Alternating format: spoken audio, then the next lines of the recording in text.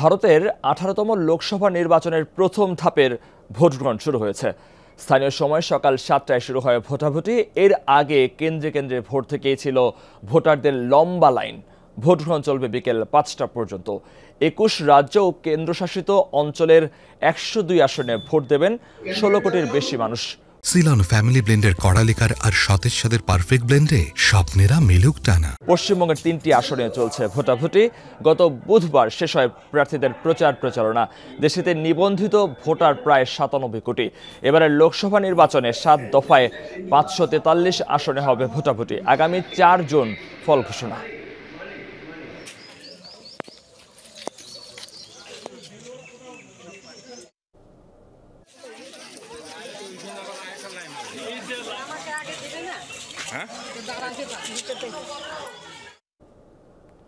দর্শক, এই বিষয়ে আমরা আরেকটু বিস্তারিত জানতে চাই। কলকাতা থেকে যোগ দিচ্ছেন সহকর্মী সুকান্ত চট্টোপাধ্যায়।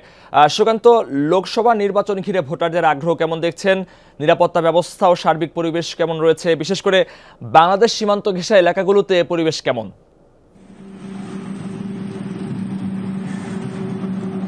আজকে যে লোকসভা ভোট হচ্ছে উত্তরবঙ্গে, সেটি ভুটান এবং বাংলাদেশ সীমান্তবর্তী 3টে লোকসভা, কোচবিহার, জলপাইগুড়ি এবং আলিপুরদুয়ার। এই 3টে জায়গায় কিন্তু সকাল থেকে কিন্তু মানুষের ভিড়, উঠে পড়া ভিড়। তার কারণ এই যে তীব্র দাবদাহ চলছে, সেটাকে এড়াতে সাত সকালবেলায় কিন্তু এই বুথমুখী কিন্তু মানুষ এবং তারা সেটা ভোট দিচ্ছে। নির্বাচন কমিশনের একটা বড় চ্যালেঞ্জ আছে যে এই 3টি কেন্দ্রে কিন্তু পশ্চিমবঙ্গের শুধু নয়, গোটা দেশে 102টি কেন্দ্রে অবাধ এবং শান্তিপূর্ণ নির্বাচন করা। আমার সঙ্গে রয়েছেন শাসক দল, পশ্চিমবঙ্গের শাসক দল তৃণমূল কংগ্রেসের নেতা শেখ হাজির মনোয়ার আলী। আমি তাকে জিজ্ঞেস করবো কি ভোটের কি পরিস্থিতি এখন আছে। দেখুন, সকালে এখনো পর্যন্ত যে 3টে জেলা আমাদের পশ্চিমবাংলায় ভোট হচ্ছে, জলপাইগুড়ি, কুচবিহার এবং আলিপুরদুয়ার, মানুষের সকাল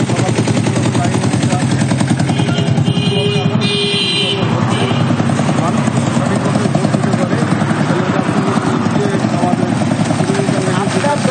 আপনার দলের বিধায়ক তাকে গৃহবন্দী করেছে নির্বাচন করে। দেখুন, এটা তো জানেন আপনি, সেন্ট্রাল গভর্নমেন্ট আমাদের উদয়নগুলোকে যেভাবে ওখানে আমাদের প্রতিমন্ত্রী, স্বরাষ্ট্রমন্ত্রী, তার যদি জয়ের আশায় এত বেশি নিশ্চিত থাকবে, এত বেশি মানুষের কাজ করে থাকবে, তাহলে মিলিটারি দিয়ে তাকে ঘরবন্দি করার কোনো মানে হয়নি।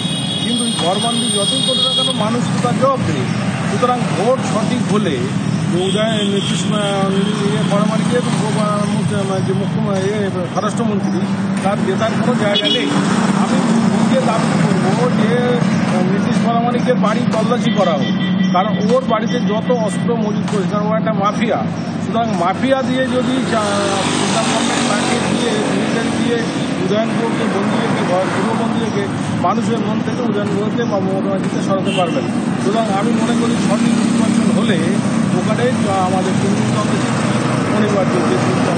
একেবারেই আমরা শুনলাম হাজি শেখ মনোয়ার আলীর মুখ থেকে শাসক দল, তার দাবি যে স্বরাষ্ট্র প্রতিমন্ত্রীর বাড়িতে প্রচুর অস্ত্র মজুত রয়েছে এবং সেখানে তল্লাশি চালালে অত্যন্ত নির্বিকার অর্থাৎ শান্তিপূর্ণভাবে ভোট হবে। মধু, সুকান্ত, আপনাকে ধন্যবাদ বিস্তারিত জানাচ্ছিলেন লোকসভা নির্বাচন নিয়ে।